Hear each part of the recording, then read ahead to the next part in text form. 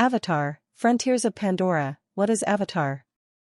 Avatar is the world's highest-grossing film of all time, partly because tickets to 3D film showings are more expensive than regular screenings, by the way. Avatar was directed by James Cameron, whose film Titanic held the record for the highest-grossing film worldwide prior to Avatar. It's still the highest-grossing film in several countries, but has been surpassed by Avengers, Endgame in countries like the US and Canada in 2019. Avatar was lauded for its beautiful use of 3D, ushering in an era where every film had to have at least some element of 3D. Avatar's story, on the other hand, is the reason that 12 years on, many try to pretend it never existed. It's basically Pocahontas with very tall, blue aliens. An organization called the Resources Development Administration, RDA, mines the faraway planet of Pandora for a valuable mineral. Turns out Pandora's inhabitants, the Nautics, would much rather humans stop digging up their planet, but because that would be the reasonable thing to do, the RDA sends an avatar of a former Marine to the planet instead. Since Pandora is toxic to humans, they use avatars, essentially copies of themselves in a Navi's body, to be able to access the planet still. The Marine falls in love with the Nautics, decides the Nautics people are worth saving, actually, and does that. In the aftermath, humans are banned from Pandora, and only he gets to stay. Avatar, Frontiers of Pandora reveal trailer. This nearly 3-minute-long trailer consists mostly of cinematics, rendered in-engine, with what could be morsels of pre-rendered in-game footage thrown in whenever the camera switches to first person. The trailer begins with a look at some lush foliage, before a Nausix tries to approach a mountain banshee. This is followed by more wildlife enjoying a misty morning. At this point, I can't help but think about what the satirical Outer Worlds 2 trailer meant when it talked about how a quiet, peaceful setting makes games seem big and important. The scenery does look gorgeous in the cinematic though, and it also features the flying jellyfish creatures everyone liked to paw at when watching Avatar in cinemas. The trailer shows off more of Pandora's fauna, including the gazelle-like hexapods, grazing sternbeasts, and some Nausix riding dire horses. Some raise their heads to the sky, making it clear that danger isn't far off. Soon after, military forces riding large mechs and reading jets enter the picture. The logo on these machines and nearby crates shows this is the RDA, the paramilitary force from the film that didn't know how to take no for an answer. There is a fight high in the air, where you can clearly tell the trailer has been made in engine. Look at the Navi's faces at 2:26, for example. The Nausix emerge victorious. The end. For now. While it shows off a beautiful world, this trailer effectively says nothing about what the actual game is like, likely because it's simply too early to show off. Expect an open world. Avatar, Frontiers of Pandora will be an open-world game in first-person perspective, according to Ubisoft's official website. Avatar, Frontiers of Pandora brings to life the alluring world of Pandora with all of its beauty and danger in an immersive, open-world experience, it reads.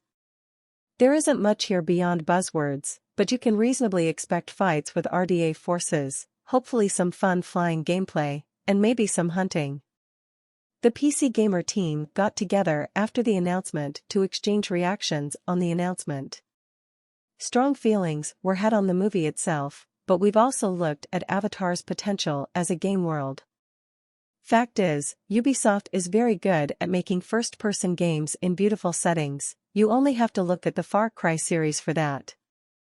Avatar, Frontiers of Pandora, news and rumors. James Cameron shares his thoughts on Frontiers of Pandora. James Cameron has revealed his thoughts on Ubisoft's upcoming game during an IGN interview. Confirming he's taking a hands-off approach, he explained. We're very excited about what Ubisoft is doing with their game authoring. I don't tell them what to do, they know their world, their business, their market. We just keep a close eye that they don't do anything that's not canonical in terms of Nausix culture and what the RDA is doing on Pandora and all that sort of thing. Avatar, Frontiers of Pandora, gameplay and story. Details on Frontiers of Pandora's gameplay and story are a bit light, but we've been able to gather a few potential snippets from the reveal trailer and Ubisoft's site. The official site for the game describes it as a first-person action-adventure that's set in an immersive, open world, and the trailer gives us a brief look at this first-person perspective.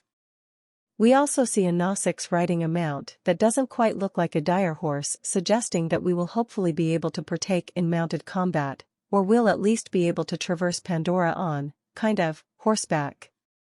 The world also seems to be inhabited by creatures we both have and haven't seen in the film, so expect some surprises.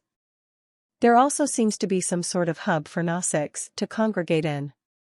We're hoping this could mean online play. We also hope we can customize our Nausicaa. From the trailer, it also looks like Pandora's native Nausicaa will take on the RDA, like in the film, who threaten to destroy their world and have significant armed tech at their disposal. This trailer shows RDA helicopters on the warpath, trying to destroy a Nausicaa.